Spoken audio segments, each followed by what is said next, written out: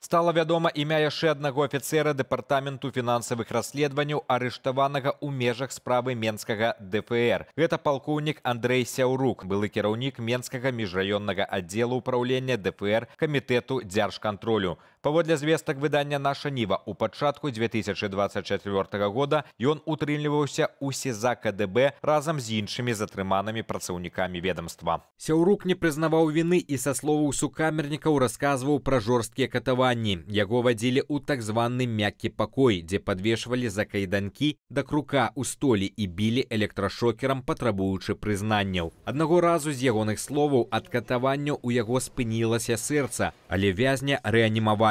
Раней было вядома пра затрыманне іншага палкоўніка Александра Кійко, які, як паведамлялася, пайшоў на супрацу са следствам. Масавыя арышты працаўнікоў ДФР пачаліся пасля заяваў пра хабарніцтва і перавышэнне паўнамоцтваў.